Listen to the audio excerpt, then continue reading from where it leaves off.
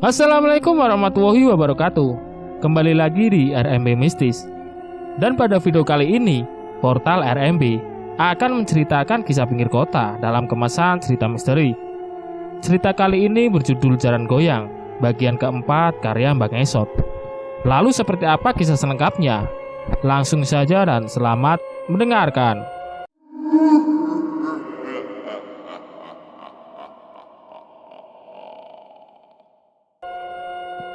Tidak ada pesta meriah. Pernikahan Mila digelar di dalam rumah secara tertutup. Hanya ada penghulu, kedua mempelai, orang tua mempelai, dan beberapa orang saksi. Setelah ijab kabul selesai, Mila minta pisah rumah dengan orang tuanya. Ia minta kunci villa yang ada di Bogor. Awalnya kedua orang tua Mila tidak setuju, tapi Mila tetap keras kepala ingin pisah rumah. Ia ingin hidup bebas bersama suaminya. Setelah memohon berkali-kali, akhirnya Parman memberikan kunci villa itu. 3 hari kemudian, Mila mengemas barang-barangnya. Ia juga membawa serta kucing hitam kesayangannya. Sungguh aneh, tidak ada raut kesedihan di wajah Mila saat hendak berpisah dengan kedua orang tuanya yang selama ini membesarkannya. Berbeda dengan ibunya, yang sedari tadi sudah menangis terseduh-seduh sebab akan melepas anak satu-satunya. "Setiap bulan kami pasti pulang, Mah," kata Ahmad. Satira mengangguk. Besar harapannya, semoga pernikahan anaknya itu bahagia. Untuk jaga-jaga, Satira memberikan sebuah kartu ATM yang berisi 20 juta rupiah supaya anaknya tidak sangsara di bawah Ahmad, mengingat Ahmad masih menganggur. Mereka berdua diantar sopir pribadi keluarga Mila ke Bogor. Mobil yang ditumpangi Ahmad dan Mila menempuh 2 jam perjalanan dari Jakarta. Di sepanjang jalan, Mila sibuk memberi makan kucing kesayangannya. Dulu sebelum terkena pelet jaran goyang, Mila bukan pecinta kucing. Ia bahkan jijik kalau melihat kucing. Dan sekarang entah dari mana kucing hitam didapatkannya, Mila malah menjadi penggemar kucing. Tepat di samping Mila, Ahmad memandangi istrinya itu. Ia tidak mengira kalau jaran goyang sangat ampuh, membuat Mila jatuh cinta setengah mati padanya. Dulu, ia hanya bisa berandai-andai menjadi suami Mila. Namun sekarang mimpinya menjadi nyata. Perempuan yang sangat ia cintai sudah menjadi istri sahnya, ibarat bidadari yang diberikan Tuhan untuknya. Mila adalah segalanya bagi Ahmad. Mereka akhirnya tiba di sebuah villa. Tampak dari depan, villa itu sangat terurus sebab Parman membayar orang untuk merawat villa tersebut. Banyak pohon pinus mengelilingi di sekitarnya, menjadikannya sejuk dan sedap dipandang. Ada 2 tiang penyangga utama di bagian depan villa. Dindingnya dicat warna krim, berpadu dengan warna putih yang terlihat elegan. Di depan halaman tumbuh rumput hias yang membentuk taman kecil. Juga ada sebuah patung anak kecil berpakaian Romawi terpajang di tengah halaman. Ahmad membuka pintu. Seketika ia terkesima dengan apa yang dilihatnya. Perabotannya lengkap. Ada sofa, lemari, televisi, tempat tidur mewah. Pokoknya sangat lengkap. Ahmad merasa beruntung mengamalkan ilmu jaran goyang. Yang semula nasibnya buruk, sekarang ia merasa menjadi lelaki paling beruntung di dunia. Kejadian janggal mulai muncul saat malam tiba. Sebagai pengantin baru, malam pertama adalah malam yang paling berkesan bagi Ahmad. Sebelum melangsungkan malam pertama, ia mandi terlebih dahulu agar wangi. Sedangkan Mila masih sibuk bermain dengan kucing hitamnya di dapur. Sesekali Mila menciumi mulut kucing itu. Selesai mandi, Ahmad beranjak ke kamar. Di sana sudah ada Mila duduk di tepi tempat tidur. Ahmad tersenyum, mengelus rambut Mila lalu mencium pipinya. Malam pertama berlangsung dengan baik. Ia tidak kecewa dengan keperkasaannya. Sekitar 1 jam kemudian, Ahmad keluar dari kamarnya untuk mandi besar. Sementara Mila masih terkapar di atas tempat tidur. Saat hendak masuk ke dalam kamar mandi, ia mendengar suara Mila sedang bermain dengan seekor kucing di dapur. Segera Ahmad menghampirinya. "Hei sayang, kucing kita lucu ya," kata Mila sambil tersenyum pada Ahmad. Ahmad menjatuhkan handuknya. Kalau Mila ada di dapur, lalu siapa yang bersetubuh dengannya barusan? Ahmad tidak mau memperpanjang keanehan yang ia alami kemarin, sebab tidak mau membuat istrinya takut. Jadi, dia merahasiakan kejadian semalam. Kali ini dia mencoba untuk lebih hati-hati, selalu memastikan kalau yang sedang bersamanya adalah benar-benar Mila, bukan setan. Dari pagi, Mila sibuk memasak sayur, goreng tempe, dan semur daging sapi. Ahmad mendekati Mila lalu memeluknya dari belakang, sambil mengecup pipi kanannya. Sesaat kemudian, terdengar seorang mengetuk pintu. "Tuh, ada tamu," ujar Mila. Bergegas Ahmad membukakan pintu. Terlihat seorang lelaki parubaya mengenakan kaos coklat dan celana panjang hitam berdiri di hadapannya. "Maaf mas, nama saya Pak Budi. Saya yang suka jagain villa ini. Mau ngasih tahu aja, kalau ada kerusakan atau atap bocor, mas bisa hubungin saya ya," ujarnya. "Oh iya, mari masuk dulu. Kebetulan istri saya sedang masak banyak. Nanti kita makan bareng."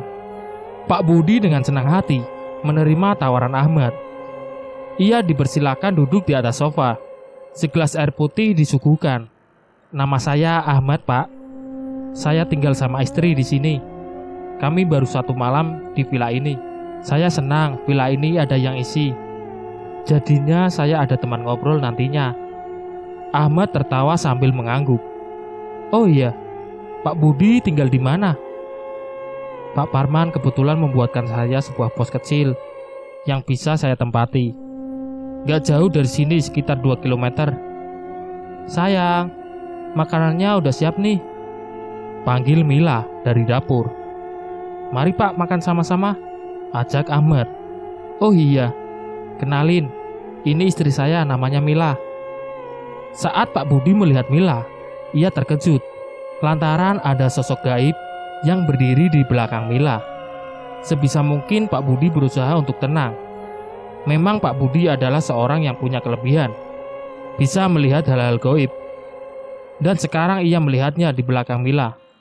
Sosok perempuan itu mengenakan kebaya dan berwajah pucat. Sosok gaib yang mengikuti Mila tidak lain adalah Nyai penghuni air terjun Panggelangan. Pak Budi tertunduk ketakutan. Keringat mengalir di dahinya. Ia duduk di kursi makan dengan wajah tegang. Bagaimana tidak, sosok gaib itu malah terus memperhatikan Pak Budi. "Ayo Pak, silahkan." Setelah semuanya dihidangkan, Ahmad mempersilahkan Pak Budi untuk makan. Secentong nasi dan sedikit sayur diambil Pak Budi. Kemudian makan dengan terburu-buru. "Pelan-pelan saja Pak," canda Ahmad sambil tertawa. Pak Budi tidak sanggup berlama-lama di sana. Tidak sampai 20 menit, Pak Budi menyelesaikan makanannya. "Saya pamit aja mas." "Loh, kok buru-buru?" tanya Mila. "Mohon maaf, saya ada urusan lagi." "Iya, tambah lagi saja nasinya Pak," ujar Ahmad. "Saya sudah kenyang mas." Tanpa basa-basi lagi, Pak Budi bangkit dari duduknya untuk pamit. Ahmad mengantarkannya sampai pintu. "Mas, ada hal yang mau aku omongin tentang istrimu," kata Pak Budi sesaat sebelum pergi. "Kenapa ya Pak?" Belum rampung Pak Budi menjelaskan apa yang ia lihat, Mila muncul dari dapur beserta sosok gaib di belakangnya yang tersenyum mengerikan. "Nanti saja mas." Terbirit-birit Pak Budi pergi dari hadapan Ahmad. "Halo nak, suamimu itu loh, udah dapat kerjaan belum?" Suara dari seberang telepon terdengar bernada tinggi. "Belum mah, tenang aja. Uang dari mama masih cukup kok. Kami nggak boros." Mila duduk santai di atas sofa sambil mengelus-elus kucing hitamnya. "Ya nggak bisa gitulah. Suamimu harus kerja nyari nafkah. Jangan malas-malasan gitu." "Iya mah, suamiku juga lagi berusaha kok. Tahu sendiri, kerjaan di sini susah. Nggak kayak di Jakarta." "Oh iya, gimana si Ahmad itu? Nggak kasar kan sama kamu?" "Nggak mah, dia baik kok." Kalau mau cerai bilang mama aja. Nanti mama urus ke pengadilan. Mila menampakkan wajah kesal. Enggak lah mah, orang aku cinta sama dia. Sekarang di mana suamimu itu? Dia lagi cari kerjaan mah. Mila berbohong. Padahal Ahmad sedang berkunjung ke tempat Pak Budi. Ya sudah, kalau ada apa-apa telepon mama ya. Iya mas, siap. Telepon ditutup. Mila kembali meminang-minang kucing hitam kesayangannya. Sengaja Pak Budi meminta Ahmad untuk berkunjung ke posnya. Ukuran pos Pak Budi tidak terlalu besar, seperti kontrakan petakan. Di dalamnya ada tempat tidur, kursi, dispenser, rice cooker, dan sebuah televisi. Ahmad duduk di kursi, sedangkan Pak Budi duduk di tepi tempat tidurnya. Ada sosok gaib yang mengikuti istrimu, mas. Saya juga ngerasa begitu, Pak. Saya punya cara agar sosok gaib itu pergi dari istrimu. Bagaimana, Pak? Pak Budi mengeluarkan sebuah keris dari kolong tempat tidurnya. Ini keris sakti, mas. Di dalamnya ada jin baik yang bisa ngusir jin-jin jahat. Cara kerjanya bagaimana, Pak? Kalau mas keluarkan keris ini dari sarungnya, lalu mas tancapkan di belakang villa, maka jin baik dalam keris ini akan menjaga keluarga mas dari jin jahat. Ahmad mengangguk. Dalam hatinya bergumam, bisa jadi keris ini akan mencabut ajian jaran goyang dari tubuh Mila. Wah, bahaya juga. Bagi Ahmad, keris Pak Budi adalah ancaman. Jadi dia enggan menerima keris itu. Saya pikir-pikir dulu ya, Pak. Soalnya saya tidak pernah mainin barang sakti, jadinya takut. Pak Budi heran dengan sikap Ahmad. Dikasih solusi malah menolak. Semenjak saat itu, Ahmad berpikir kalau Pak Budi ini adalah ancaman besar bagi kelangsungan rumah tangganya. Dia bukan orang sembarangan. Bisa dikatakan kalau Pak Budi ini adalah orang sakti. Bisa jadi saat Ahmad lengah, Pak Budi diam-diam menancapkan keris saktinya di belakang villa. Maka pada suatu malam, Ahmad gelap hati. Dibawanya sebuah linggis untuk membunuh Pak Budi. Langkahnya tergesa karena takut ada orang yang melihat aksinya. Sesampainya di pos Pak Budi, ia mengetuk pintu. Wah mas, tumben malam-malam begini datang ke pos saya. Ada yang bisa saya bantu mas?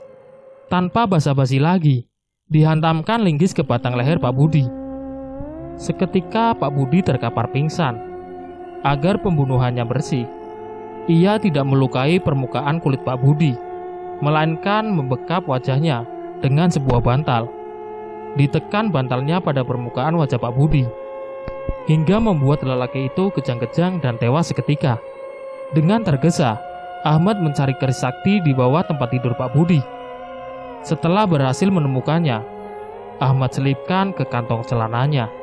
Yang dilakukan Ahmad berikutnya adalah melenyapkan jasadnya, agar tidak ada seorang pun yang tahu kalau Pak Budi dibunuh. Sebuah lubang sudah disiapkan Ahmad untuk mengubur jasad Pak Budi. Lubang yang ia gali tidak jauh dari vilanya. Setelah selesai mengubur jasad, Ahmad berusaha meratakan permukaan tanahnya, kemudian melapisinya dengan rerumputan. Lokasi lubang yang Ahmad gali juga jarang sekali dikunjungi orang. Dalam sebulan, Ahmad yakin rumput-rumput itu akan tumbuh subur, menimbun jasad Pak Budi. Setelah semuanya dikerjakan dengan apik, Ahmad merasa lega. Sekarang tidak ada lagi ancaman bagi keberlangsungan rumah tangganya bersama Mila. Perihal keris itu, Ahmad akan menjaganya agar tidak ada seorang pun yang bisa menggunakan keris itu. Portal RMB, cerita yang berjudul Jaran Goyang pun selesai. Nantikan video selanjutnya di konten berikutnya. Sekian. Assalamualaikum warahmatullahi wabarakatuh.